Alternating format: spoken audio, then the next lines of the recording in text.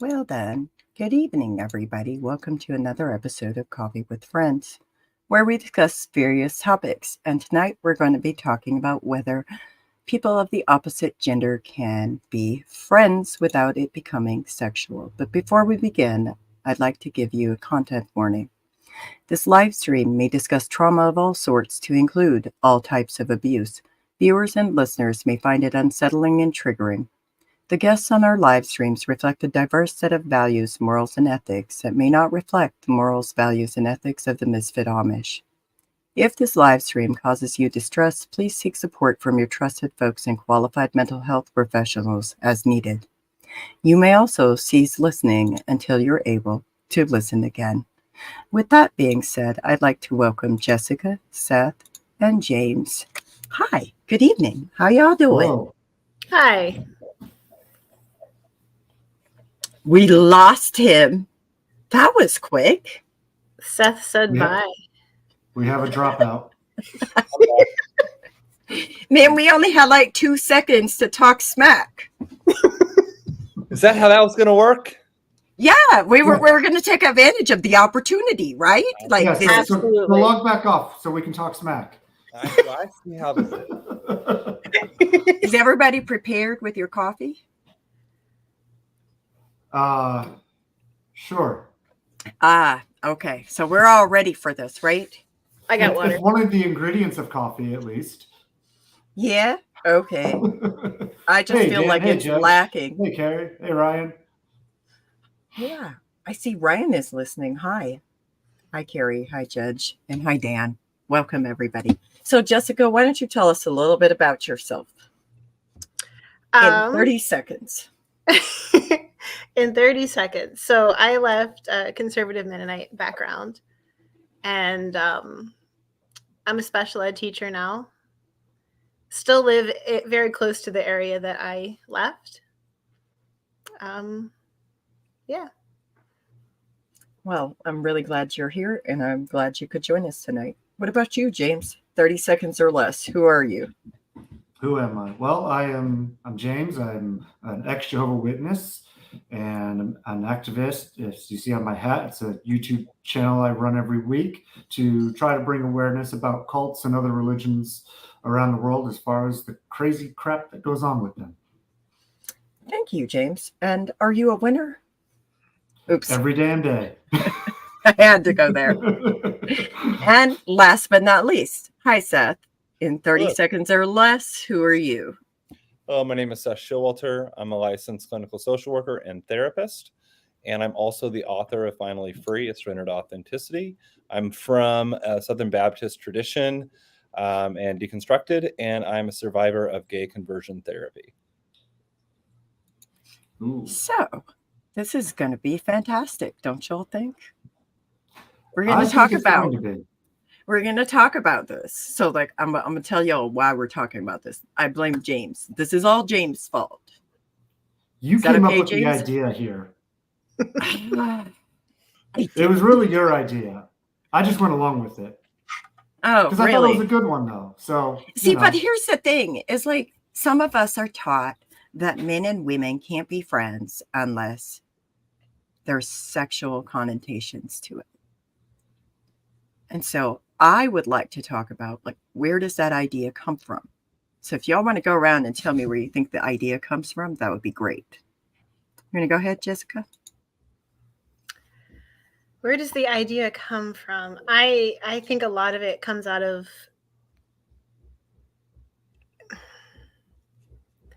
viewing people as objects or something to be feared.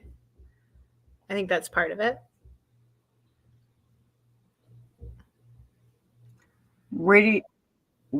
Okay, so if you're saying if you view people as objects, that's part of it. But like, where do you learn that? Why would you look at people as objects? If I speak from personal experience, it came from being taught from a child up, you know? Yeah. You're taught from a child up that, like, the opposite sex is dangerous. You could potentially cause yourself or them to stumble and things like that.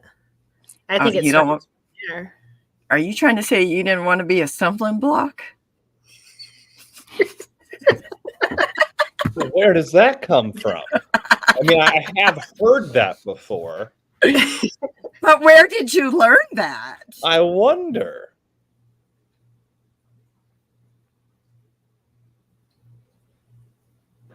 I'm gonna let somebody else talk. Oh, Jessica feeling on the spot. Okay. Well, we Okay, can go at. I'll jump in. How about that? So I feel it came, for me personally, from the religion I was raised in. And, you know, that's one of the biggest issues with religion is the impositions they put on everybody's life. And I was always taught you can't be friends with somebody of the opposite sex without sex happening in that relationship. And so you always have that stigmatism of that in your head growing up. And when you're born and raised into a religion that does that, you're going to think about that when you're alone with somebody else. It's just going to happen because they tell you not, they constantly tell you how bad it is, not to do it. And that's all you think about whenever you get in those situations. Mm-hmm. Mm-hmm. Okay. So that's all you think about. But like, so I think like what Jessica was getting at is like, you didn't want to be a stumbling block. So like for me, I personally was taught how to walk, how to talk, make myself small. Don't sway your hips so much. Don't talk to men and boys too much. Like, don't, I'm looking around because I have a little booklet that I have here that I could read from that has some very interesting ways in which, you know, we shouldn't climb on ladders in front of boys or men lest we entice them to lust after this. And even if you never knew it, you're still enticing them to lust after us. Like we're the fault. Like it's automatically our job to not only monitor us, but also control how men and boys perceive us. And then it's interesting how, like James is saying, well, everything is always about sex. Like everything is always about sex. It's like you can't have a conversation without sex. What you got, Seth? Okay. So here we go. It's going to be good. Well, so the first thing that comes to mind is purity culture. I mean, I don't know if you guys know, but there was a book that was written that was very influential in Christian circles called I Kiss Dating Goodbye. That book was extremely damaging and kind of laid out this entire premise that we needed to be separate. And that was really stemming from this entire indoctrination that a lot of us experienced in any type of high control religion that essentially operated based upon power and control. And really where this stems from is this lack of trust and lack of personal autonomy in individuals. And so what we see over a period of time and what we see within specific religious affiliations and doctrines and communities is that there is this level of needing to control people because there's a lack of trust in people. And therefore, we were literally trained that women have to essentially operate in such a way that they prevent men from lusting after them, while as men just had to watch themselves. As Dan D says, don't ever be alone with the opposite sex, but why are you always hanging out with your own sex? Are you gay?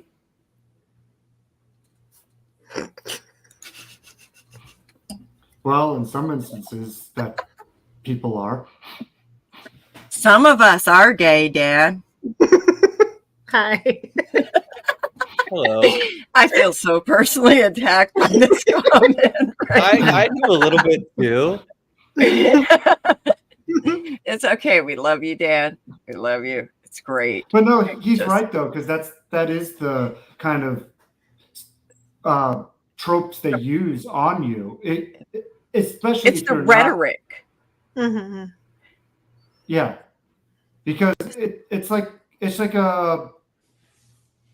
almost like a personal attack, and that's what it really is. Or if you are straight, what are you, gay? Kind of that's how it's always been. And you get defensive about it, and you're like, oh no, I ain't gay. And it's just like, then you're on the defensive, and everybody's like getting on you. Okay, so why are you doing this then? You can never please these people that do this to you ever, because there's always going to be something they're going to use to attack you with. Because the goalpost is ever moving. Is that what you're getting at? Exactly. The Yes. goalpost is ever moving. It's never quite enough. Or you're always just a little bit too much. I mean, I know I am a lot, but if you need less, please go find less. It's great for you. And maybe that's what you need.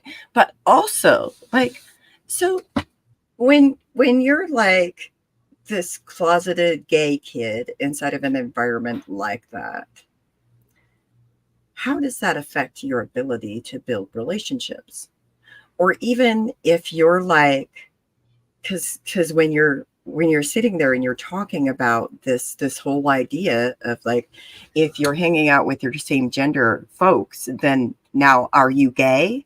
So then at that point, I have to ask, like, how did your church talk about gay people? Because it's almost like being gay was used as a very negative thing. Oh, gay people in my community, in my former church, was such a stigmatism. I mean, we literally, so there was this one guy I knew in the neighboring congregation, and he was obviously gay. And when I say they, I mean like the elders in the congregation basically did like their version of a gay conversion with this guy. Because I remember being told how they would try to train him how to walk like a man and talk like a man, and be more manly and masculine. And Seth is smiling. Is that part of what? I don't know what gay conversion therapy does at all. Is that along the same lines of that? Well, gay conversion therapy really varies greatly. There is no core modality for this type of therapy. However, it's not too surprising. And so I just chuckled because I didn't have them teaching me how to walk and talk, but I definitely had them desensitizing me to the sights, sounds, smells, and scenes of the gay community. And then trying to desensitize me and reprogram me. So, it really depends upon where you land in regards to what they're going to do. But that's not too surprising. Yeah. And so anyways, they eventually got him to marry. He eventually got to the point where he married a woman, but I think, and this is just my personal opinion, I could be wrong, and if I am, I apologize, but I think the woman that he married must have gone through something similar too, because she looked like she was a butch in a relationship, and it was like the most masculine woman he was able to find to marry to balance him off to be acceptable in that community. Now, like I said, I could be wrong. I'm not trying to be, judgmental or anything of him, but, being in that religion, it's very hard to please the leaders, especially if you are gay or anything like that. It sounds like there wasn't really space for him. No, not at all. As he was. Definitely not. He was supposed to not exist. He was supposed to comply with the demands placed upon him. But then how does that affect the ability to have meaningful relationships? I know for myself, I was terrified to have a relationship with pretty much anybody, but particularly the opposite sex, because you always had that fear of like, oh, maybe your facial expression is wrong. Maybe you're walking wrong. Maybe you said the wrong thing. It's just a lot of anxiety. And I know personally, we were kind of told to be shamefaced all the time. You know, you see a man, you look down, you put your eyes down. You can't have a relationship if that's how you're viewing the other person. It's really objectifying, I think. Mm-hmm.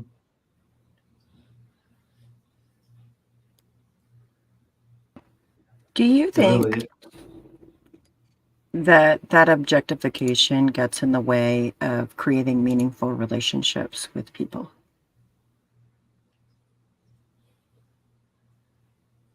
How so? 100%. You can't have an equal and fair relationship with someone if you're viewing the other person as an object. You got more to say about that?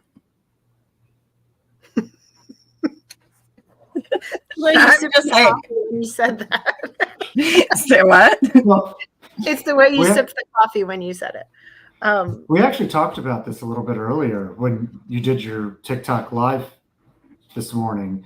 And we mentioned how when you're objectifying somebody, you're not seeing them for who they are, you're seeing them for what they are.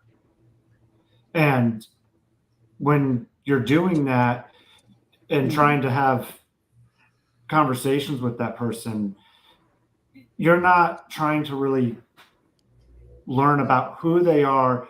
You have that object in your mind of what this is supposed to be, and it's going to put a strain on any kind of normal relationship with that person. Does it allow you to have the space to hear that person when they tell you who they are, what they need in life? Or, if you're having an open dialogue with your partner or with somebody that is your friend, does it allow you to actually listen to hear what they're telling you? Or is it getting in the way of you being able to hear because you're constantly telling yourself, like, don't do this or don't do that, or hyper-fixated and hyper-focusing on whether or not this is going to be a sexual thing? Could it?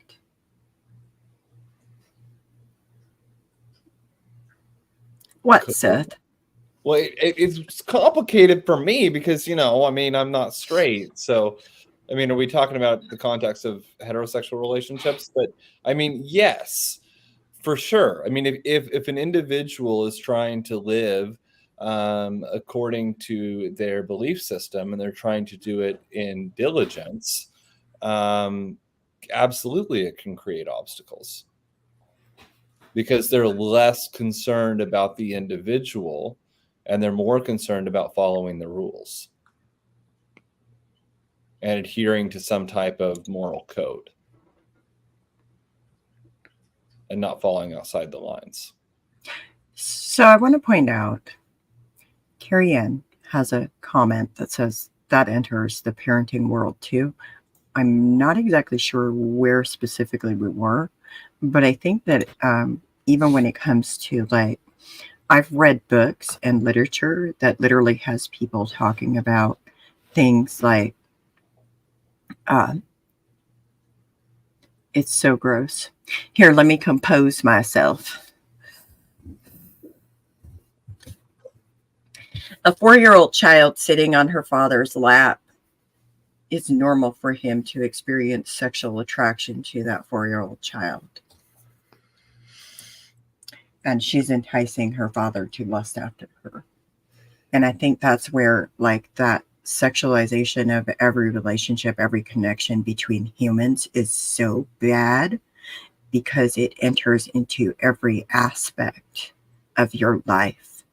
Even if you don't realize it, even if it's subconscious, it's entering into every aspect of your life.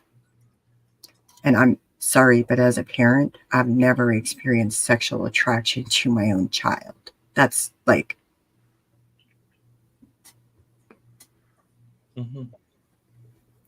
disgusting. But I think it also gets in the way of like parents being able to build meaningful relationships. So if we go back to where we started at, can opposite gender folks or same gender folks, can people have friendships without it becoming sexual? Anybody? The answer is yes. Mm-hmm. Okay, so then what are those friendships based in? What are the foundations of those kinds of relationships?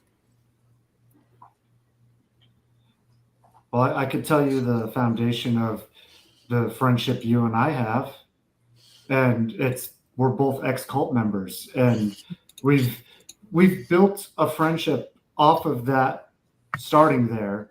But we've also learned more about each other and learned how, when we had conversations, we actually ask each other questions about what life was like for you when you were Amish. You asked me what it was like a Jehovah's Witness, and we listen to each other in those conversations, and we don't just assume based off the stereotypes that we've heard from everywhere else. And if I may, I'd also like to add to that. So each one of these people on here, I would consider a friend. I've known them for a very length of time, but basically I would consider each one of these people a friend. And what James is saying, like, yes, we connected on that. We connected on shared experiences. But here's another thing is like, I know that James has 3 litters of dogs right now, puppies, 3 litters of puppies in his house right now. We talk about various things. We hear each other and we have that shared respect for each other. And I also have this trust in James that he's not going to turn around and all of a sudden one day I'm going to get a super creepy inbox message that is like, you know what? I really am in love with you. And I just... No, I want to go there. I think I'm going to do it professionally. I just sent you the creepy memes. Okay, but dark humor memes are not the same. Dark humor memes are not the same. Okay, that's not even close to the same. I am where talking our about entire conversation today started. I sent you a meme, and now it's alive on YouTube. I don't know how this happened. Look, we have great minds here, and we know what works for us. And sometimes we need to have conversations publicly and record them. So I'm really grateful all of you agreed to do this on such short notice. Thank you. Like, I think it's an important conversation to have. But honestly, the amount of men who send me unsolicited messages, like if I talk to them and I treat them like a human being, they crawl in my inbox with this, I love you. I feel this connection to you. You're so beautiful. And it's really, really gross. I thought we were friends and now I'm just a sexual object. Hi, Seth. Can I help you? Oh. Go ahead. I'm going to keep it in. Go ahead. I know you want to go there. No, I'm not. I'm not going to. Keep We're going. all friends here. We're all friends here. Let's go. So that doesn't happen to everyone. I didn't say it did. Okay. It happens to a certain few. And why does it happen? Because men have been told that they're not men if they have emotions. Men have been taught that they're not men if they cry. Men have been taught that they're incapable of anything beyond having sexual relationships with anybody they perceive as a woman. Okay. So what I'm saying is that in your inbox specifically, I'm talking about you.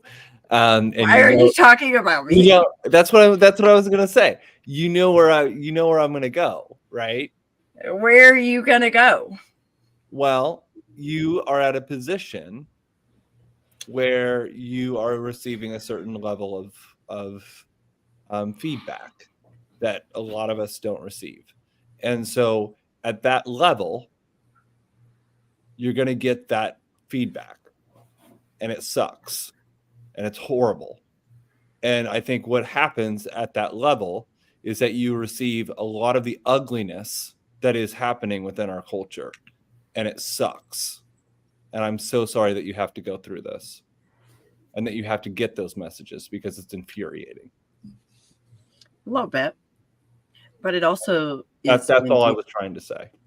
I think it's also indicative of how, we as a society collectively, we need to understand what we teach our children matters, and how we teach our children to navigate the world, and how we teach our children to build relationships, and what we teach our children about emotional intelligence matters.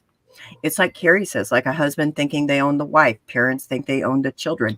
I didn't intend it in a sexual manner. No. But unfortunately, when you're told that holy relationships end in marriage, and your idea of a relationship doesn't really have space for you to have meaningful connections as friends, what does that subconsciously teach you to do? So I just want people to have a little bit more attention that they pay to what they're doing. Why am I doing this? A little bit more attention. Is it okay for you to have friendships with people that are of the same or the opposite gender that do not revolve around sex?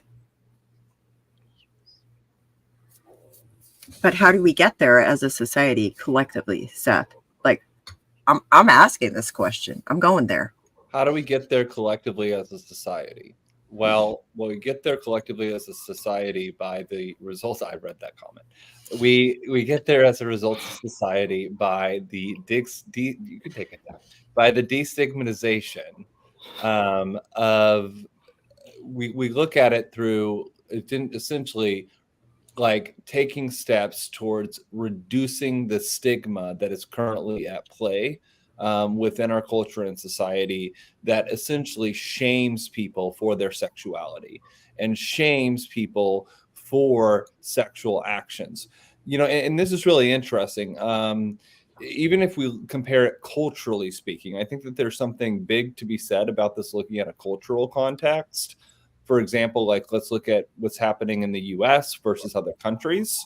For example, sexual expression and things like that are very much more open in other countries. And I'm really curious to see, I don't know, but I am really curious to see, do these trends continue to float in those other countries? Or is this a specific American phenomenon?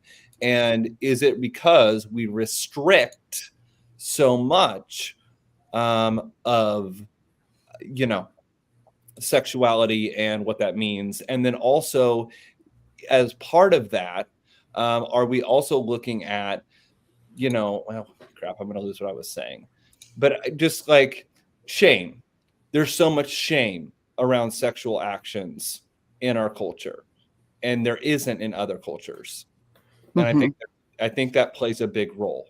I'm going to say this. I lived in a country and have been in places where people viewed nudity as just a human state, nudity in public places. Yeah. And there was a whole different environment around the way that sex was viewed, approached, and taught. And I am grateful for that experience. I think it does affect how you teach your children when you experience something like that versus American culture. But I want to go back to Linda Joy's comment. And part of the reason I want to go back there is like, she said, I have to say, though, that you don't have to be at that level. I receive the same messages a lot. I literally know people who have had, and this is particularly a phenomenon for women and AFAB people. They experience this repetitively. And I think it happens much more to people when they are coming from plain backgrounds. And here's why. It's because people fetishize us. Mm-hmm. They literally fetishize us. And that is a repeat phenomenon that keeps happening. And that's also part of it. It's like they look at us and they think that is the display of a good, godly woman. That is a submissive woman. That is a virtuous woman. That is the kind of woman that I want. And then they act accordingly. They feel like it is their God-given right to crawl into our inboxes like that. Furthermore, if you do anything with these types of men that involves you spending time with them, what happens is they literally conflate feeling connection with somebody as being romantically in love with somebody. They're not romantically in love with me. I promise you they're not. Thank you. But then when we go back to how we destigmatize everything, I think part of it is absolutely right. We have to destigmatize and we have to remove the shame. The other part is we have to allow the space for people to have emotions.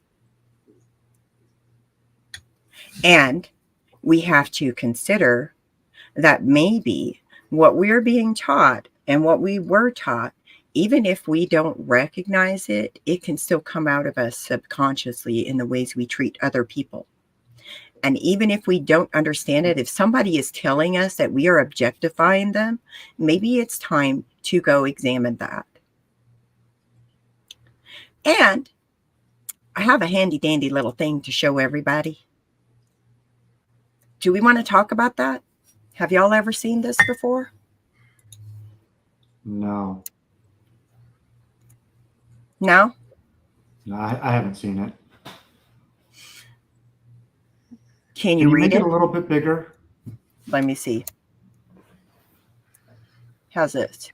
That's better. Thank you. So it says, when painful thoughts and feelings start showing up in our lives, there are many ways we try to avoid or get rid of them.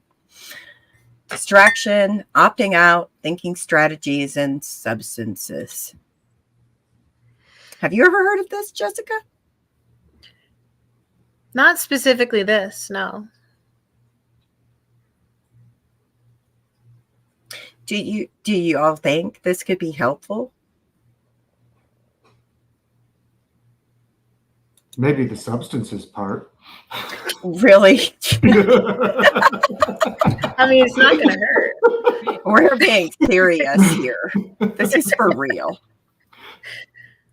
But that's what struck me though when I read that, like using strategies, but yet on the list of that the acronym there is substances. Like, I mean, I get that there are prescriptions that help when you have issues, mentally, psychologically, and whatnot, but like that's not always finding what works for you is not always easy. Mm-hmm.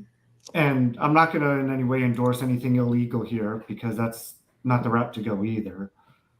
But it's just, that's just what stuck out to me because that's what a lot of people seem to want to go to first thing is that right there instead of looking for other strategies to cope with it. Well, I mean, unfortunately, often people who have been taught some of these harmful beliefs, they really struggle in feeling connected to other people. And they don't know how to connect to other people. And so sometimes they just feel like they just want like something to make it all go away. People turn to substances. Sometimes people have mental health conditions that can benefit from using prescribed medications as prescribed. Okay. They can benefit from healthcare, like mental health care too. But also having the tools to examine our own beliefs is something that can help us sit with the uncomfortableness. I'm going to give y'all an example. I was talking about suicide one day with somebody, and I said the person committed suicide. And I was corrected. I was told, and that's not how we talk about it. What we really should be saying is we should be saying died by suicide. For me, that's not something I was aware of. But now that I'm made aware of it, I'm going to do my best to honor that, because if it humanizes that person more, and it also destigmatizes some of the things that go on, the stigmatization around mental health, then that's important. The same thing can apply to anything, like when people are telling you, like, hey, like, you're making me really uncomfortable because right now you're doing this thing that we call like love bombing, or like you're waxing and waning or whatever, and I feel like this is where you're going with this and it's really uncomfortable. Maybe you can just sit with it and examine it, and even if you don't understand it, you can at least respect that person.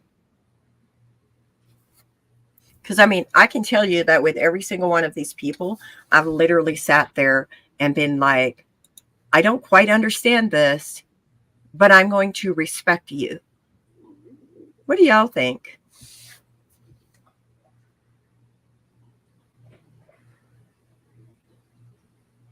I think that's a healthy part of any relationship. There's always going to be things that you don't maybe identify with or understand, but having space and respecting that person, I think that's healthy. Like equal respect and honor, even if you don't understand it. That's where I think a lot of people lack anymore, is trying to understand others, trying to have that, respect for them enough to understand where they're coming from and why they're coming from that position. Mm-hmm. What do you think, Seth? You're just sitting there. You just showed dots, so I'm just on a roll. No, I would say one of the core components is of any relationship or friendship is equality, and part of that equality component, that foundational core element of friendship or relationship, is essentially being able to see the other side and having equality in that relationship. And I think that what we need to be striving for is understanding, as James clearly stated. So, and also, if we go into relationships thinking that we know everything, how does that lead to the expansion of friendship? Mm-hmm. Well, I also think too, like, of course, I was raised in Jehovah Witness, and I know it's prevalent in the Amish, and even your background too, Seth. You know, we were always told that, the husband is the head of this household, and there's that dominance factor that he's supposed to have over his wife, over his children, and there's such an imbalance in those relationships because everybody in the household is supposed to cater to the whims of that man. And I've seen this in live action, especially with my father-in-law's household. His wife and his kids were always on edge about anything that he would get upset about or want done. And, it was just a total, whenever I was there, I felt so uncomfortable. I never had that attitude, even when I was in the religion. I always felt that my wife was my equal, not somebody that I need to lord over and, be a domineering force towards. But those attitudes are still prevalent in the religions, and breaking free of that, I found it easy to break free because I never thought of my wife that way. But for others, when they're caught up in that, they can't break free of that to see others for who they are. They still have that attitude, well, I'm the male, I have the, last say, I've got this dominance, even in situations where they're not at home and don't have any real say in anything. Mm-hmm.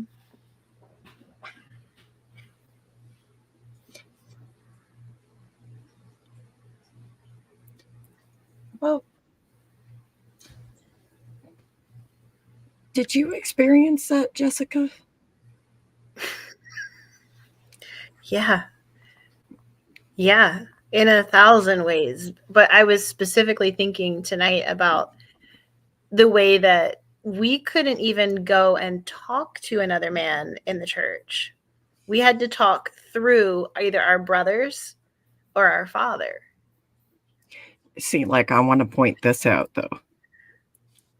It's like once I went with the young folks, though, and even before I went with the young folks, if we were just informally at the house, then we could talk to other men somewhat, but we were only supposed to talk certain ways and walk certain ways and all of that. But like, yes, the father was the head of the household.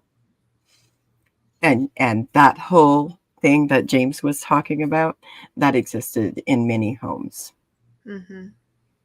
But I always find it interesting how like there's this difference between like the amount of control that like Jessica experienced versus like what I experienced. But I was also older Amish, so it's interesting because it was like a different kind of control, but it was still control. I got a question for you, Jessica. When you say you had to speak through your brother or your father, what did that exactly mean? If we had any concerns, if we had ideas about something, even something as simple as I was in charge of like gift baskets for people that were sick in the church. And if I had any questions, about where the money was coming from, I had to go to my dad or my brother and have them go to the man in the church and relay the concern and then bring it back to me through my father. I could never go and speak to a man. No, like here's the thing, like we didn't have like necessarily, we would be allowed our allowance, like if we were supposed to go to the store to buy something, we were given this amount of money and we had to account for every like dime, right? But in the same token, if we made a scrapbook page for somebody, we would make the scrapbook page and put it together. You didn't if have we to were have making if we had the things, then what do we need? What? I mean, to make a gift for somebody, like a missionary family or whatever. We never had missionary families. Oh, that's right. What are you talking about? No, if somebody had an adverse incident, like let's just say they had a farm accident or there was a buggy accident or something, people would bring cards, they would do all of these things. Like, no, it wasn't a like you had to go like get like all this whatever. If they did like a bake sale or something, then it was perhaps organized like that. But like to do like basic things, like just bring over a casserole or take over a casserole, like that was like you just did it. That kind of thing would have been brought up at the brothers meetings and it had to have approval. The brothers meetings? There were yeah. All of the men came together on a Wednesday night and the women were not permitted to attend. And they would talk about business. The length of women's dresses and coverings and the important stuff. the important stuff. The women were never involved. See, but like if we organized a bake sale, like they would just organize like these women would do this, the women would organize it. Like I'm so confused. Anyways. But the other thing is like Linda's talking in the comments about you couldn't be too loud around boys. Yeah, that's right. That's right. If you went to the volleyball game, let's talk about segregation. So in our churches, I'm picturing it. First off, the settlements that I lived in, I think there was maybe one of them that allowed volleyball games. Second off, I dated somebody in another settlement and they were allowed to play volleyball there. Okay. And the ways we got in trouble for playing volleyball, y'all, it was wild. It was wild. it was just I can't even describe it. Were they really called brothers meetings? Yes. You're still going there. They Really, were called brothers meetings. Yes, Seth, because they're everyone's brothers and sisters. Seth. Inside of the type of Mennonite church that she was in, they had Wednesday evening meetings, the brothers meetings. They would handle any and all business, especially business like policing women's dress. Coffee and gossip. All the important stuff. But I'm just saying.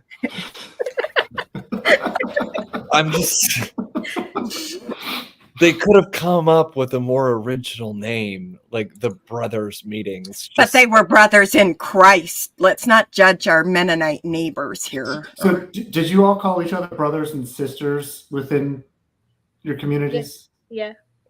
Okay. See, Jehovah's Witnesses did that too. We were brothers and sisters. We couldn't use Mr. or Mrs. That was too worldly. Oh yeah. Okay. Whenever we were at our meetings or church services and Jehovah's Witness, it would be, oh, hi, brother so-and-so, hi, sister so-and-so. It was always that, never Mr. or Mrs., just like you said. It was such a transition for me moving into education after leaving the community because everyone is Mr., Miss. It was so weird for me. Are you okay, Seth? You look like you're shell-shocked over this whole brothers meeting thing. It sounds it's so cultish. Yep. Nailed it. We're not saying it's a cult. I know. I'm not saying it's a cult. I'm just saying brothers meetings sounds very. It's in that vein. And there was never much information about what exactly happened, and they weren't supposed to come home and talk about it. Which that sounds like, what's the other one? It's not a religious thing, but they have secret meetings behind closed doors. Do you know what I'm talking about? There's lots of places that have that, like the Masons. That's it. That's the first thing that came to mind. Oh, I don't know a lot about that. They got secret things. Are y'all ready? What's up? Y'all talking about what y'all called each other reminded me of something. Like, here's the thing. It's like we would go around and we would say, like, for example, like, let's just say hypothetically, and I know this will never happen because we're all a little gay. Anyways, but let's say Seth and Jessica were married. We would call Jessica Seth Jessica.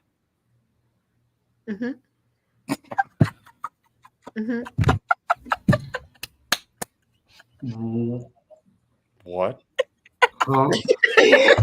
Yeah. Hey, listen, I'm from a Southern Baptist church that put me through gay conversion therapy, and I thought I had it pretty bad, but by golly, I don't know about that now. I didn't say it was bad. I just said that. Okay, so to me, like if you were a child, like let's say James was my father, it would be James Mary. I'm just going to drink my coffee. I might need to run away and get another cup. Might be at that point. But do that you makes think? Me think of something though? But do you think? Go ahead, Jessica. Do you know the shock when I left and I saw that people would send wedding invitations with the woman's name first? I was mind blown. I was like, what is this? You can do that? I was shook. Oh my gosh. Oh my goodness. Okay. I'm sorry, Seth. I kind of broke you. Yeah, I was shook too. No, I was. What? Do you see the comments? This is the biggest compliment I've ever received. The second to last comment. Do you see that? Are you talking about this? So you're gay or not? That means that I'm passing as straight. That's the biggest. I don't think they're asking about me. I don't think that's a question. No, I But think they're talking about me. I just, I just want to So- know, like, do y'all think that the way we talk about people, like we call people our brothers, and we have this whole idea, that like people, we call our daughters by their or children by their father's name, and then once they get married, like the sons, they now have their own name and their wife is attached to it. Do you think that does something to the way people think about each other, and could it affect their relationships?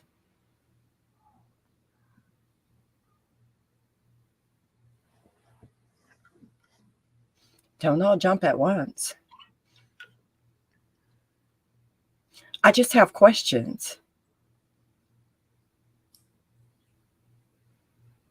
I don't know what that means.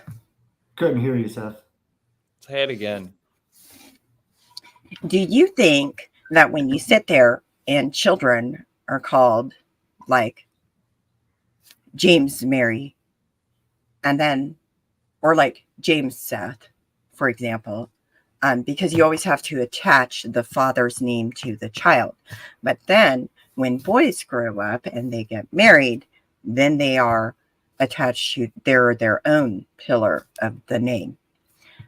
They have, like, for example, James would get married to Jessica. Again, would never happen. James is already happily married. Anyways, it would be James Jessica. Like, do you think that affects how people view relationships? Can it affect how they view relationships? Because another thing is like we weren't allowed to have middle names, and our middle initial was supposed to be the first letter of our father's first name. So like our names should always be attached to our fathers. Could it affect how people view relationships? Well, it kind of strips away personal autonomy and identity. It makes it so that the person is attached to the other person, to where they are essentially, their identity is wrapped up in the man, rather than being individualized. And therefore, when they're considered or looked at, they're just deemed as being part of the other person, not themselves. Isn't it kind of like ownership, like a symbol of being owned by someone else? And then once you leave that and you're no longer owned by someone else, you're just kind of out on your own. Charity says, yep. I just want to point out that for me,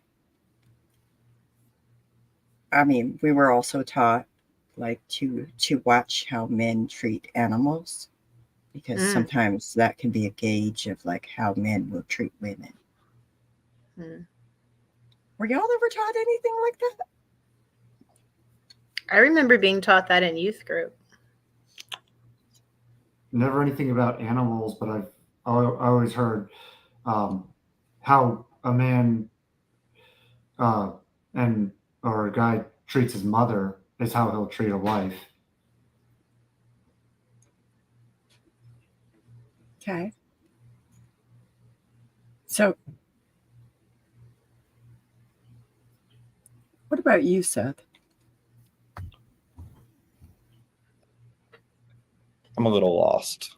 This conversation keeps flowing, and I'm zigging and zagging as best as I can.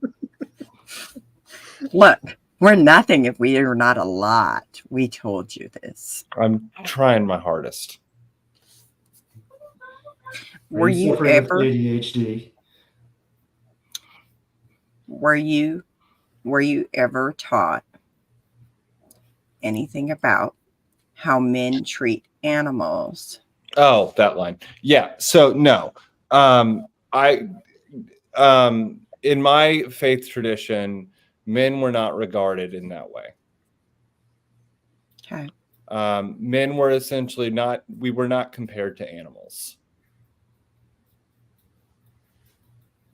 However, there was implications as to temptation, and that we had to essentially control the lusts of the flesh. So there was a big emphasis on the flesh in that regard. Does that make sense?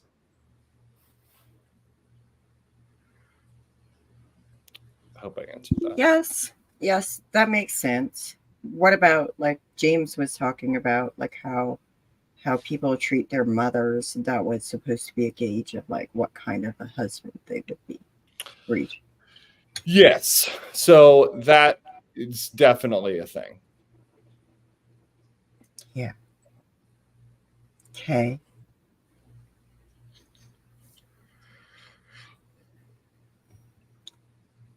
Do you think that affects your ability to have relationships positively or negatively, and why?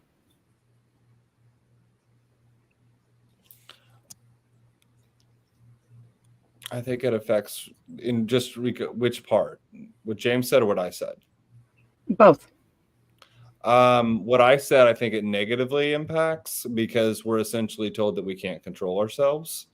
And we're essentially told that we are nothing but lustful people that are at the will of the flesh, and therefore we, you know, Mm-hmm. we're nothing more than just lustful people, and I think that that's demeaning. In regards to what James said, in regards to looking to your mother as a way to kind of know how you treat your mother will kind of be an indication of how you will treat a future spouse. I think that there's some application there. Okay. Does it hurt relationships? I don't know. Fair enough. I just wonder what you thought of it. But also, I wondered if, like, the whole being taught like you're a lustful, sinful person and you can't control yourself and all of those things, like, do you think it's dehumanizing people?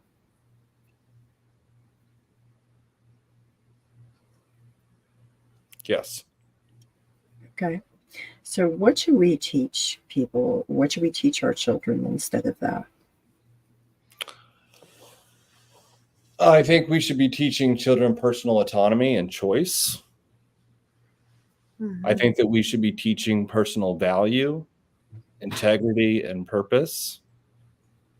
I think that we should be teaching that the individual has. Well, I think that kind of sums it up. I mean, personal Yeah. autonomy and choice. I mean, like it's huge.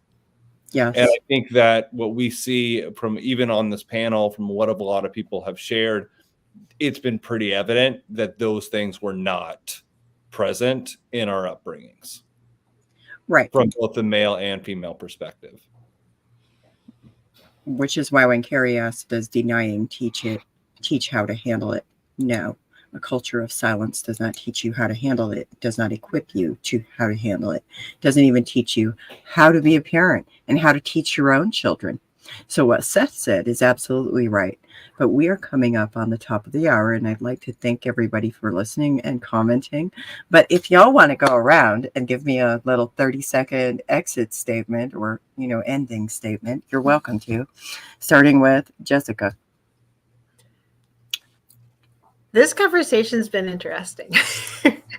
But I think one of the most important things is humanizing each other instead of looking at the opposite sex or the same sex as a sexual object. That's my takeaway. Thank you.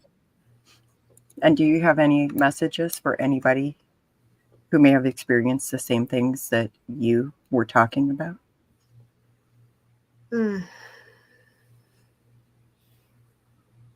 I think it's important to remember that there are other options and that you should explore things outside of what you've been taught.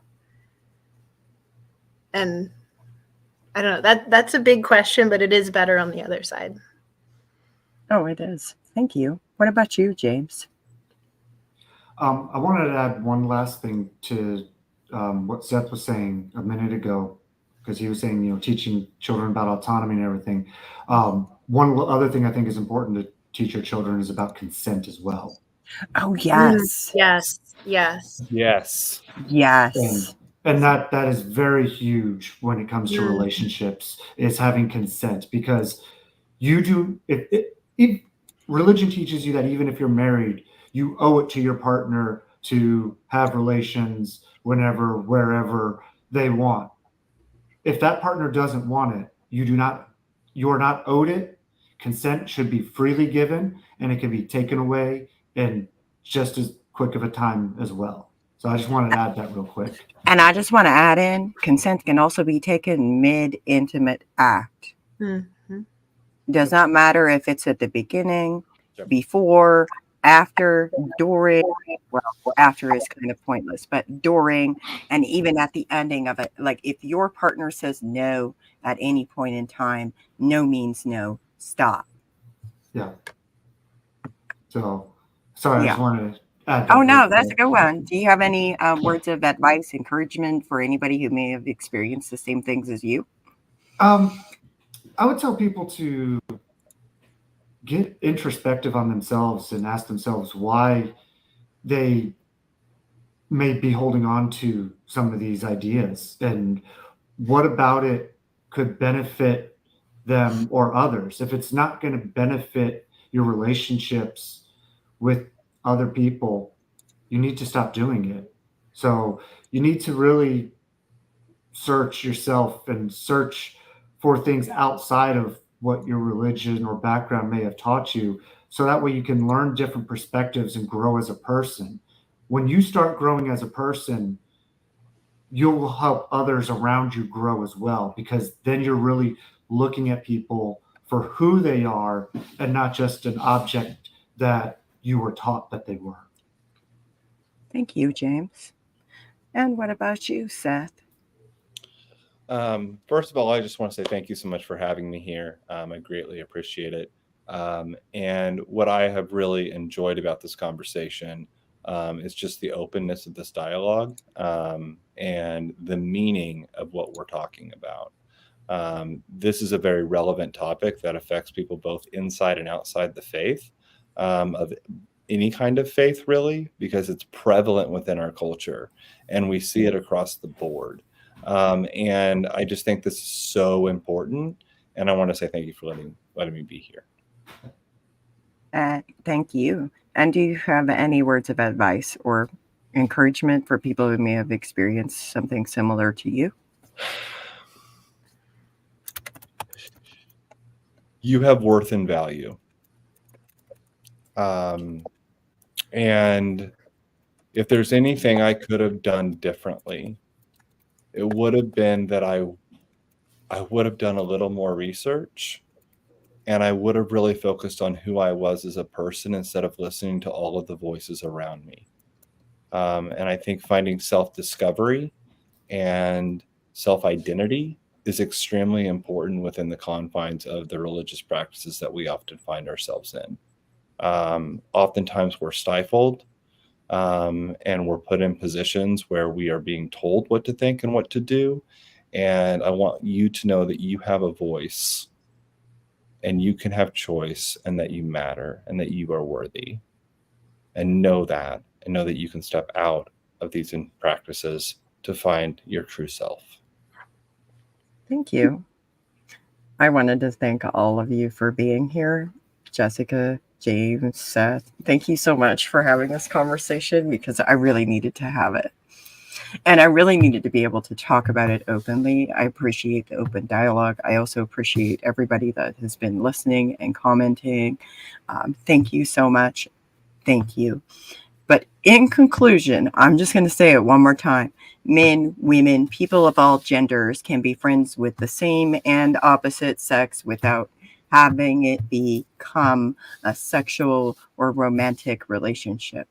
Sometimes the need for connection that we have as humans is the need for us to feel like we matter, to feel like we're a little less alone. And where that comes from can vary. It doesn't have to be a specific type of gender person. It can be various people that you meet as you go about your day. You can see the humanity in the people who are kind to each other. You can watch it happening as you walk down the street. You can also see it in nature. You can see it everywhere you go when you are watching how people treat each other. But you also deserve to feel connected to people. You are enough. And I appreciate you being here. We really couldn't do this without you. And I'd also like to add our wonderful ending, which is going to be, we would like to thank our Patreon subscribers for making sure that we can do this and continue doing this in 2024. This is produced and funded by the Misfit Amish.